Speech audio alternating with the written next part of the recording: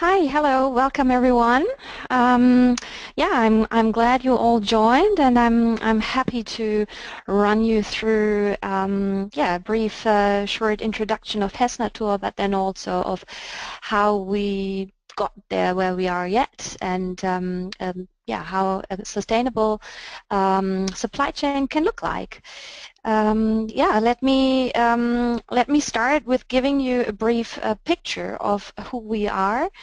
Um, Responsible innovation was actually already at the core when Heinz and Dorothea has founded the company 40 years ago, and actually, like what gave them the idea was the birth of their first son Matthias, and they were looking for sustainable clothing for him and couldn't find any, so they created a baby collection made out of natural fibers and also what was really important to them, without harmful substances like, for example, like harmful chemicals or colors. Um, Today, we are one of the leading multi-channel retailers for responsible fashion, pioneer since 40 years within this field, with highest ecological and social standards. Just to give you a brief picture of who we are and what our size is, because I know in sustainability sometimes it matters, you know, for comparability. We are coming, I won't read this through you because you can all see it. We have a turnover of 70 million and around 370 employees. We are coming from a mail order business.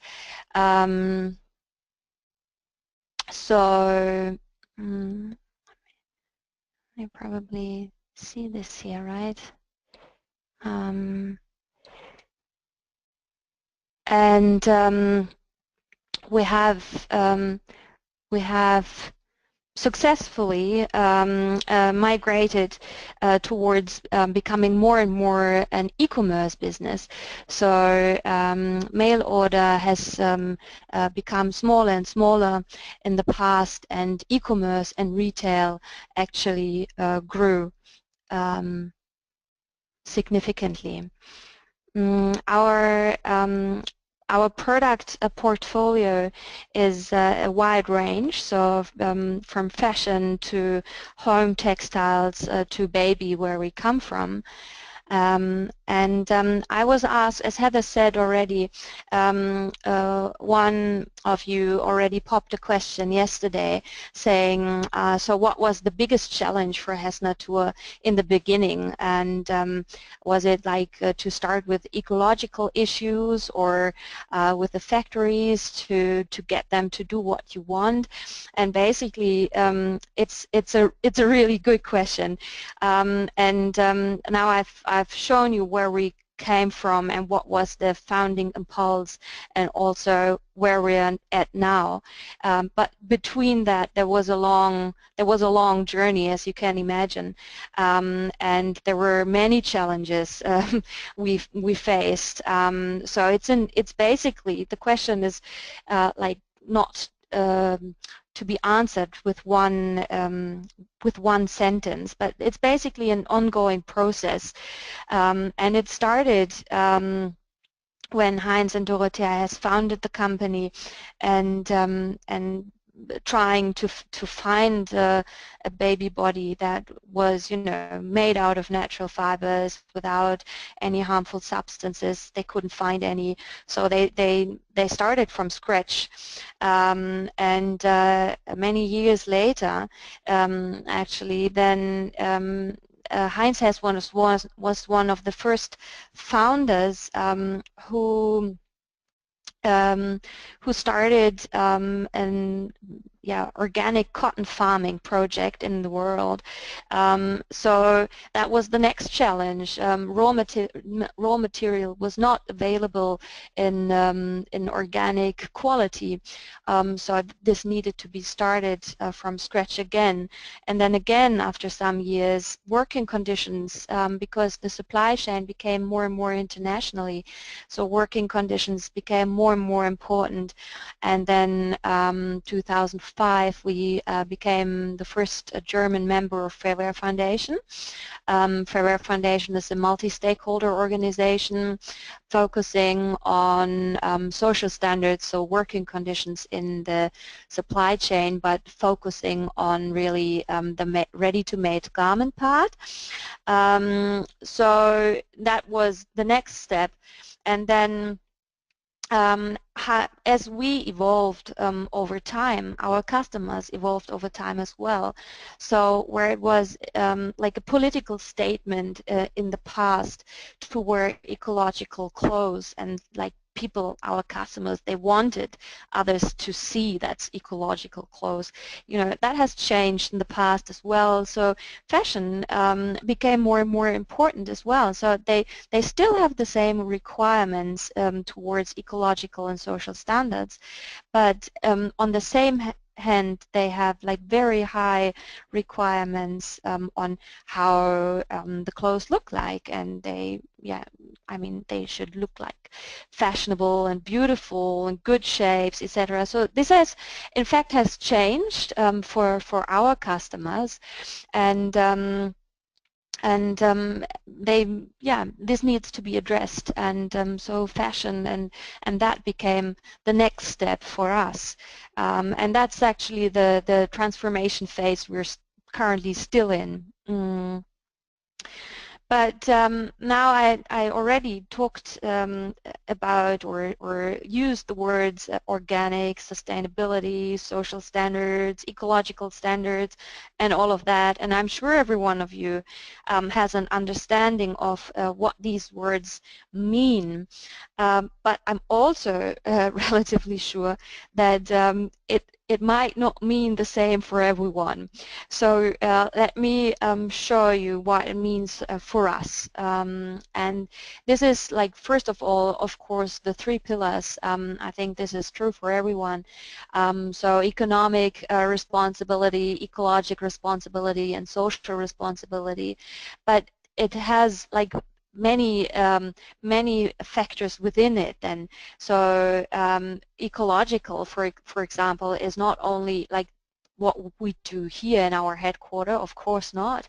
In the textile industry, it's a lot about the product, it's a lot about the supply chain, so ecological production and the raw materials. Social standards, the same, so social responsibility. As a company, we have a social responsibility towards our employees and colleagues, and also as being, you know, part of the society here, the community. But again, as well, the main factor is the supply chain and working conditions within the supply chain. And this I will focus on both of these topics. I will, like, ecological standards in the supply chain and social standards in the supply chain, I will focus on in more detail now throughout the presentation. And starting with that, let me quickly run through the textile value chain, because we will focus within the next 30 to 35 minutes, 45 minutes. We will concentrate on the supply chain. So it starts with organic farming or sustainable fibers, obviously, and then yarn production, ecological fabric production. So then again, no toxic processing, no harmful chemicals throughout this process, within dyeing, finishing, and all of that, washing, and also fair manufacturing. So for us, it's really important not only to look into one of these steps, but we have standards. Our standards, they are true for every step within the supply chain. So it means for us to take responsibility for every single step, from raw material farming to the ready-made garment. And also, and we won't go into detail of that topic today, but also, of course, it means even going beyond, so taking responsibility beyond selling the product. So how do we do that? We have our own standards. We have defined ecological standards that are comparable with the standards of the global organic textile standards, so GOTS, which apply for the whole value chain. And here again, there was a question, are all garments of hessnatur certified by Ecotex 100? So actually we go beyond Ecotex 100. Our standard is much higher than that. It's more comparable with GOTS, so the Global Organic Textile Standard, and 40% of our production of our products are certified, GOTS certified, but 100% of our products comply with our standard. And then, as I said already, Fair Wear Foundation comes in for the manufacturing process. It's a very high standard on social compliance within the manufacturing process, and I will go into more detail later on. So how do we do that? It's all still quite abstract. We have this can only work having a couple of things in place. So first, it needs a shared understanding within the company, and we call it our holistic approach, which combines our vision, with our policies and our guidelines, our corporate culture, with what we do. So combining the how and the what, basically. But secondly, it also needs two management systems, one for ecological terms and one for social standards for the supply chain, in order to organize and systemize the way we work for these topics. Why it needs two, I think that will become more clear when I run you through the two different systems, because like the topics, ecological and social, are just different topics and need different approaches. So what's so special? I guess it's the combination of things. So it's, first of all, it's defined standards and principles, ecological for raw materials, but also, and especially, not only for raw materials. So it's not enough to, have like organic cotton and then forget about the ecology throughout the process, and then only check if there is, nothing to be detected afterwards. It's also part of the social responsibility that the workers throughout the process are not contaminated or in touch with harmful substances. So social standards, we focus on 8 core standards, our code of labor practice, and we focus on the manufacturing part. For implementation, as I said, it needs these two management systems, and both follow a certain logic. So there's an assurance upfront, there's an ongoing assurance, there is a documentation process, and research and development. I will go, as I said, I will go into these two management systems more in detail just after that slide. And also transparency. It needs transparency throughout the whole value chain in order to be able to actually implement all of this. So how do we do this? Ecological management system. As I said already, so at the beginning, first of all, is our guideline, is our principles, and they are comparable with the GOTS standard. Not in every topic. Some of our standards are a bit even stricter than GOTS. And they are valid, or they are true for every product we sell and we produce. So then after that, this is being sent out to our suppliers. They have to agree upon it. They have to check if they can fulfill it, because it's quite something we ask from them. Then we double check that. So the assurance upfront, for that we ask for a product passport, where we ask like very, very detailed questions on what it's being done, how it's being done, where's the raw material coming from, you know, like the countries and everything, so that we know where the raw material comes from. We know what colors are being used. We know what what finishes are being set up, etc. So we ask that for every material, for every fabric. And also, even though we work with a fabric already for some time, we ask for it every season again, to double check and to be able to see has something changed, etc. And it's part of the contract actually. So it has a legal background. And then we also get like quality report, toxicological tests.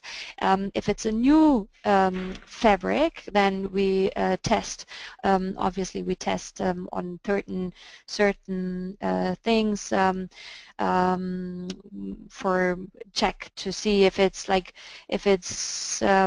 if it contains any harmful substances in terms of ecological, toxicology, or human toxicology, and of course this is not allowed for our products. So then when that is being done, and the fabric is being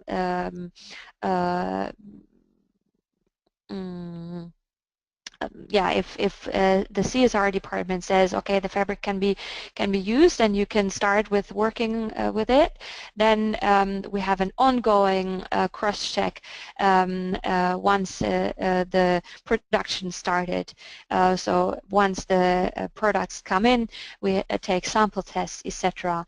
And then there's also, of course, the continuous development and material improvements, innovations, new developments, etc. So that's the ecological management system.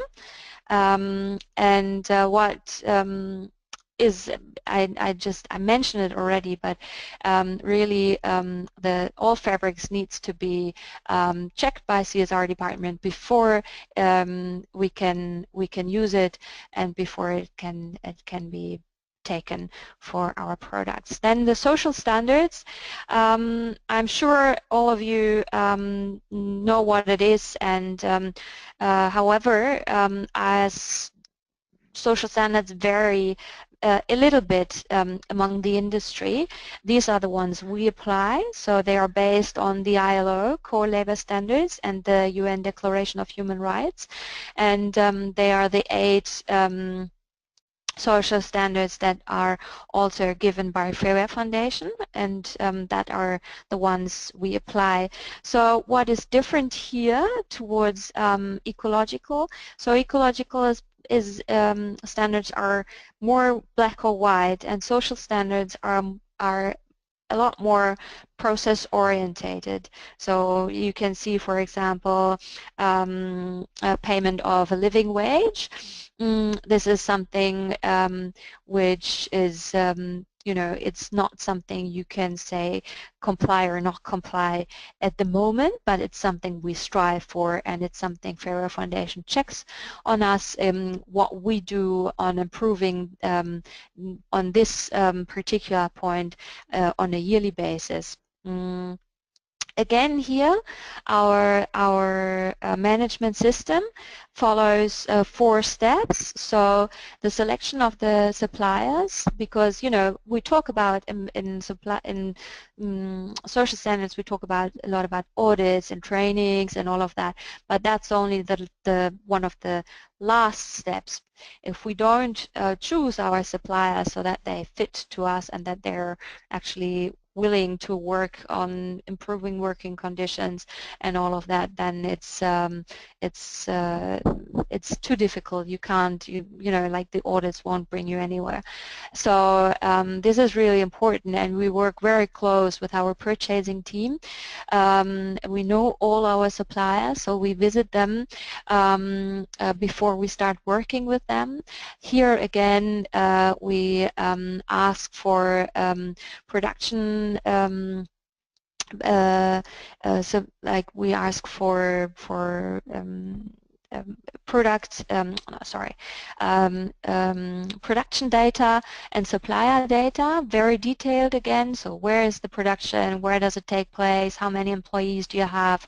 How many male, female? What's the wage, etc. So it goes into a lot of detail here already, and then has a social audit taken place already? And then if yes, can we have the report?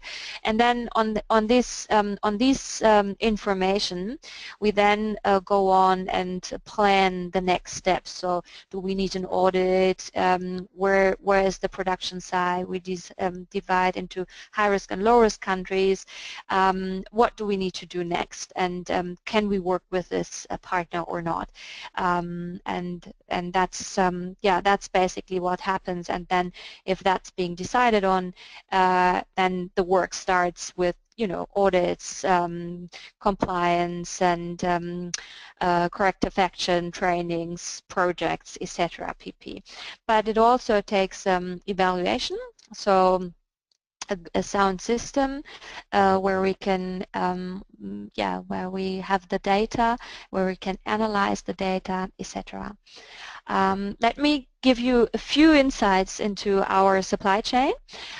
So we have 49 suppliers and 38 production sites, and they are like 50% of them are in low-risk countries located, and around 50% are in high-risk countries located. And this means, just to give you an impression of what data we're talking about here, this means that 42 factories actually are audited in high-risk countries. So if you think about it, like each audit has basically from 10 to 40 findings, corrective actions, and that leads to a lot of data and information. And that's only one activity. So you also have like the address, the person, your contact person, but also trainings, complaints, other information. You do a project with the factory. So that all needs to come together. And this again then leads to a lot of data and a lot of information.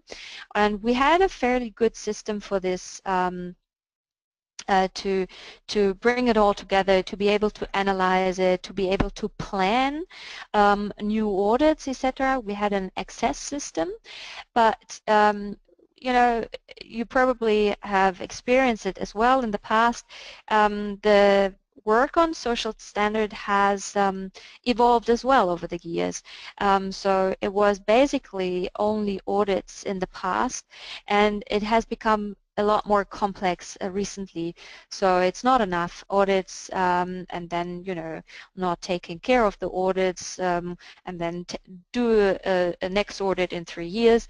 But it's really about, and that's our approach, it's really about working with our partners throughout the time, throughout the years, improving on the findings, as an audit is only, you know, a picture of a certain point of time.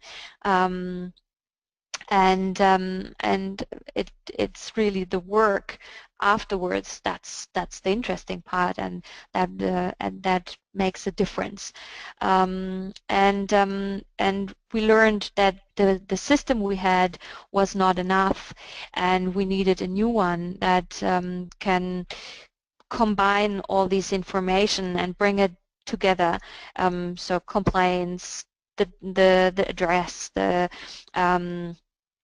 ordered results, etc. And we started to work with Setlock, and OSCA was created by them, and this is really helping us a lot to have an overview. This is actually a screenshot I took this morning, and it shows you the dashboard where we can see what's missing. You know, like it helps us with the planning. Let's see, okay, there are 3 audits we need to that are planned, so we can look into it. What are the audits that are planned, or is everything set up? Are the factories informed, and all of that?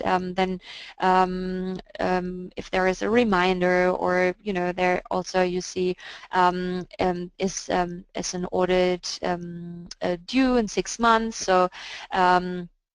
so that you know that you have to plan for an audit.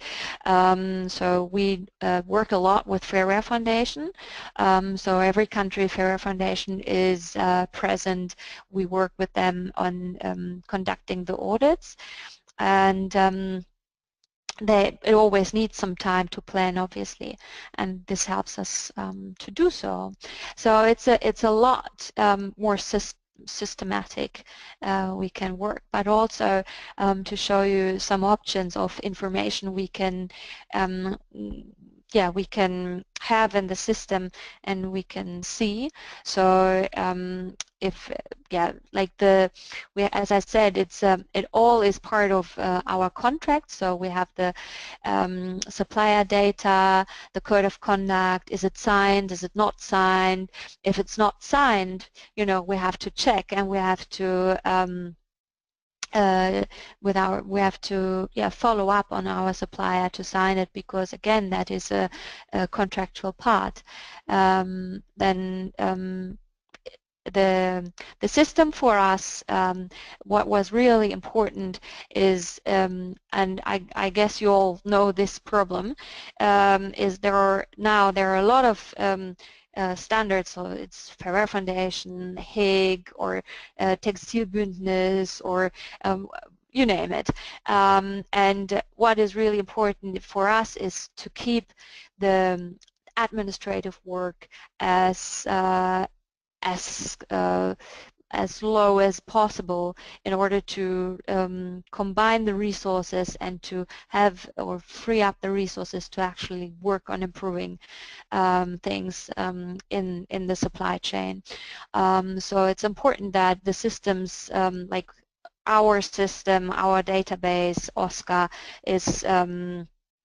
is adaptable with Fair Foundation supplier register, so with the data they need, and then also what does Hague need, what does the Textilbündnis need, so that, you know, like we can ask for certain information, we can filter, we have like a lot of functions within this to be able to do so, import, export, Excel data from Excel to the system and out of the system. So this has already helped us a lot to keep this effort low because as a medium-sized company, and I assume a lot of you will have the same challenge, you know, we don't have a team of 100 people to work on these topics, and we really want to make a change, so we need to have the time, not spend on, you know, data management and preparing data for this or that system, but we want to work with our partners on improving something.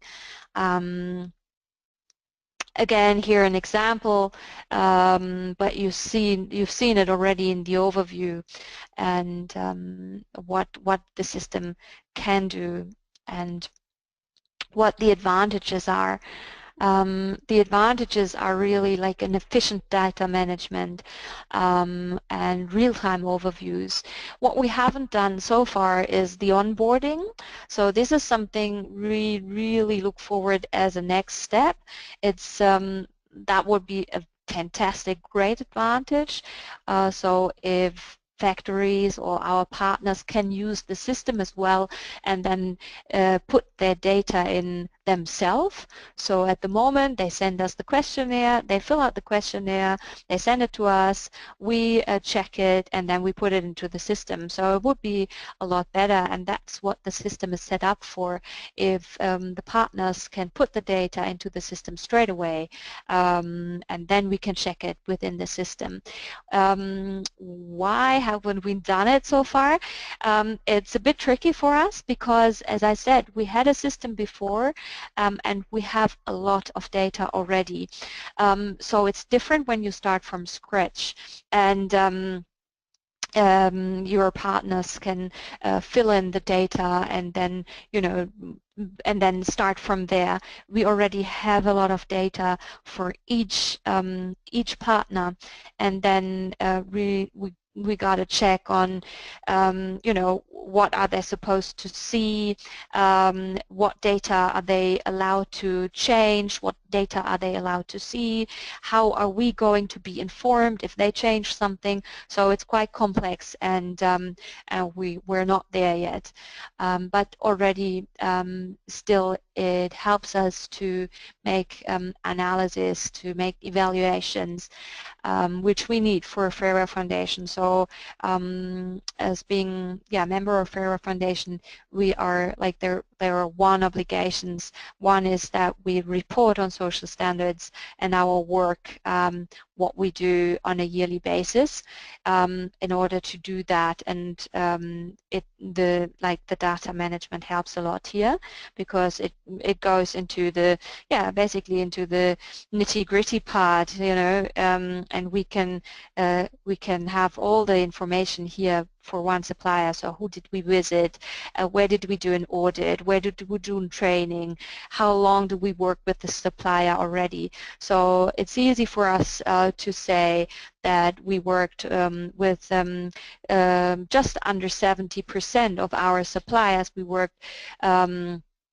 at least 5 years, and then also, for example, with more than 40%, we worked already for 10 years and more. So these kind of information are easy to get out of the system, or, you know, like we have, and then a lot of data is combined with purchasing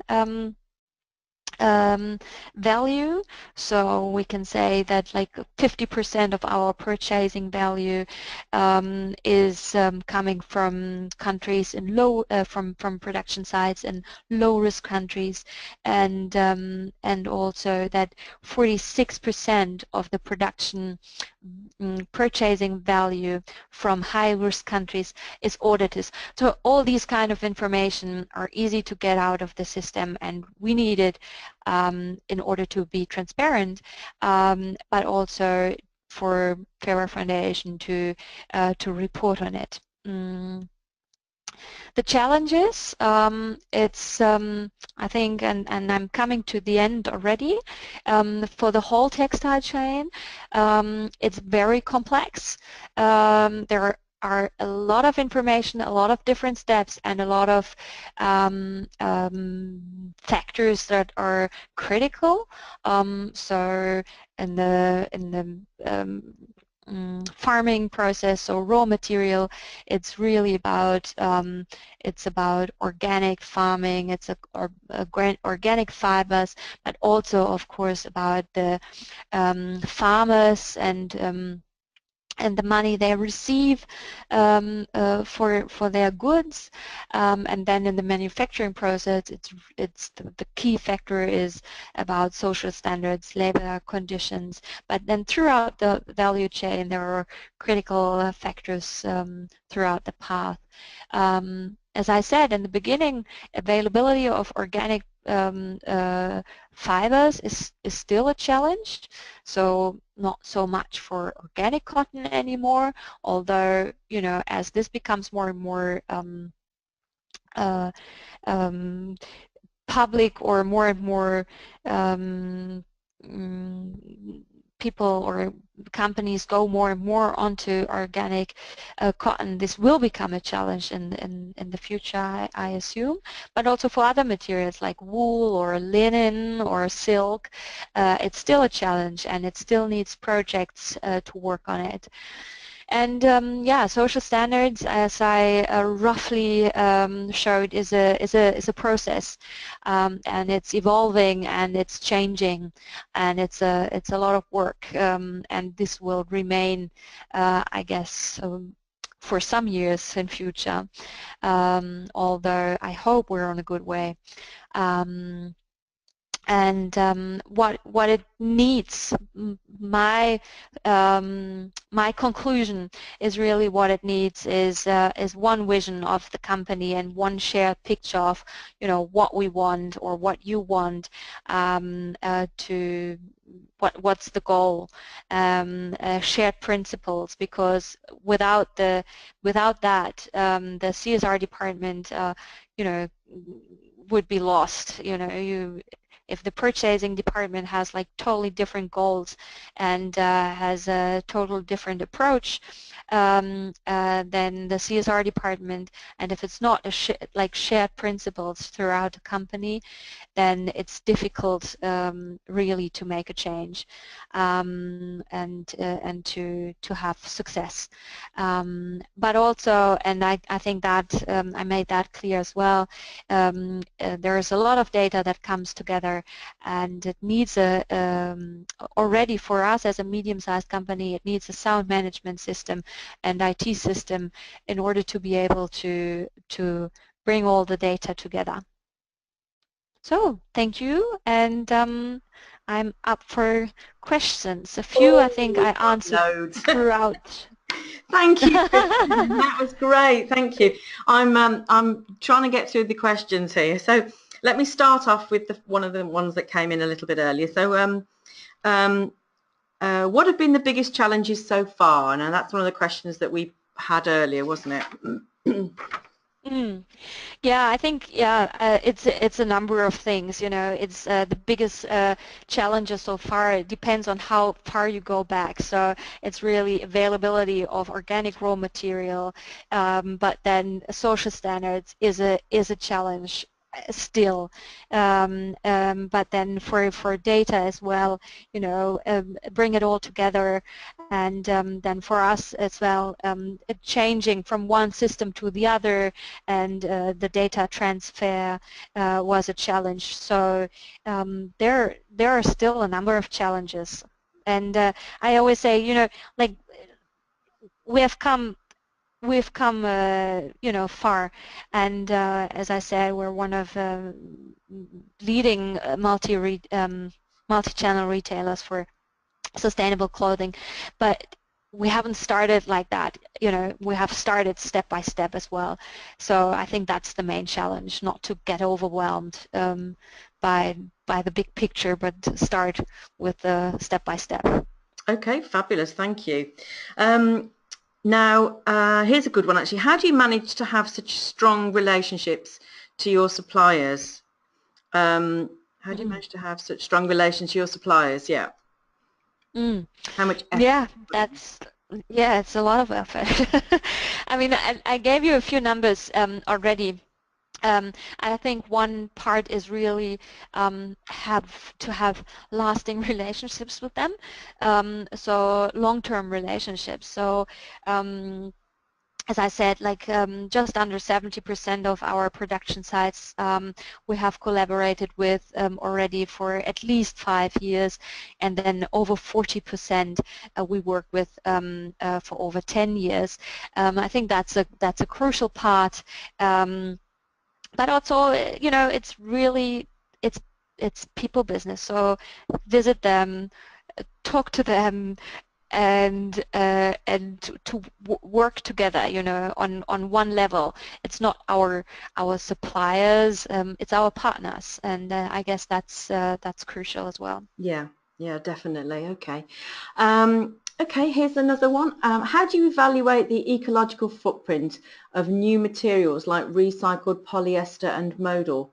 How do you control the supply chain of non-GOTS certified materials? Good one, good one. Yeah, model is a good example. So we have looked into it very carefully because that was a big step for us, coming from only providing products made out of natural fibers. And we have found one partner that is able to actually produce model in a way where we can say, okay, that way it's a sustainable fiber, and it's a sustainable fabric. So it's one certain supplier we get the model from, and they get the wood from a certified forestry in Austria, and the whole process is a closed loop process in Austria, where, you know, they get they have a water treatment, etc. So that there is it's all yeah, it's a closed loop process, and there are no harmful substances getting out, and with that being assured, you know, you probably all know it's a very sustainable fiber in terms of water usage throughout the process, compared, for example, to normal cotton. It has a lot less water usage and energy, etc. pp. So for recycled polyester, it's the same. It's one supplier we work with. So it's always when we go for something like that, it's not that we can use everything, you know. It's not that we can take it from every source. Like, we identify, there's a lot of research behind it and a lot of development behind it, and then we get to the point where we have one partner where we can assure that we can work with them, because they do it in a way, they produce these fibers in a way where it's then being sustainable. Yeah. Great, that's great, thanks. Are there any fraudulent certifications in organic cotton? If there are any frauds, Yeah. well, I'm sure they are. Sorry to say so, but it is very difficult. We do source our organic cottons. I don't want to say because of that, but we source our organic cotton mainly from Turkey, where we are sure that there is no fraud, but I guess it's difficult in some countries, also because of fraud, but also because of cross-contamination. So if there is a lot of GMT cotton, so modified cotton, then you have quite a big risk of cross-contamination. So that is also a reason for us not to source cotton from countries where there is a lot of modified. Mm-hmm. Following on from that question, how do you react when any of the organic materials are found GMO positive? Well, luckily we haven't had the case yet, but if that would be the case, then we would not be able to sell the products. Okay, that's fair enough. Afraid. Yeah. Now this one is a little bit more about the solution itself. Is Oscar also the data management system for the ecological standards and data evaluation, etc.? Not yet, no. Okay. It's solely for social standards for us at the moment, but I'm sure it can be extended. Okay, fantastic. Next question. Oh, this is nice. She says, wonderful presentation, very promising. I imagine you also apply your environmental and social standards to trim. What does that mean? As in the trim as well as the actual garment manufacturing accessories, for example.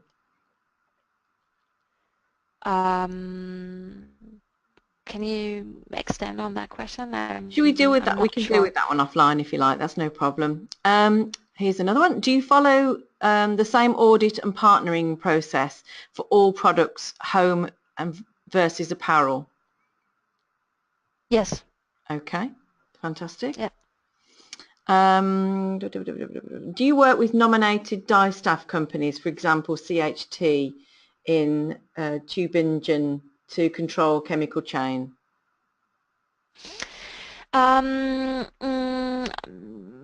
So and so. So it's a close relation with our. We don't say that's the ones you have to work with, but we say like we give them a list of what needs to be excluded, so what is not allowed. So it's at the moment, it's more a negative list we work with. We do have, like GOTS has some positive lists. So for chemicals, we do have experiences, of course, with suppliers and also suppliers for dye stuff, etc. And we share this experience with our partners, of course, but it's not that we tell them exactly or who they have to work with. No. Okay. Have I asked you this? I don't think I have. How many levels of your supply chain do you audit? Yeah, no, you haven't asked this. So that depends. So for social standards, we audit the manufacturing process. So this would be tier 1, but also what is included there is like dyeing processes, knitting, and ironing, packing. So if it's not vertical integrated, washing process, dyeing sometimes. So if it's not vertical integrated, then these steps are also included in the auditing process. And for social standards, but then our ecological standards and GOTS goes through the whole value chain. So starting with the raw material, and then we have a number of projects as well for farming, etc. So then that follows a different route. That follows the route of certification on GOTS, for example. So 40%, as I said, are 40% of our products are GOTS certified. So that's the whole value chain certified, and the rest fulfills our standards 100%, and that's being checked throughout our own tests. Brilliant. Okay, great. Thank you. How do you communicate your transparency? Oh, and yeah, it's difficult. To be honest with you, I find so. If you have some advice for me, then I'm happy to hear that. um, so we have a number of things. Of course, we have like our web page. We have on product communication, saying like where is the product coming from, what's the material it's made out of, what's our advice how to wash it. So responsible also beyond selling, to educate customers not to wash it too often or too hot, and all of this. So we have all of that, of Mm-hmm. course, but then we have a yearly report on social standards in as a PDF on our web page. It's quite a comprehensive report. And then we have done one sustainability report so far in 2013, which really looks into every detail. So how we like the company, the chart I've shown in the very beginning. So with the 3 pillars. So the sustainability report looks into all of that.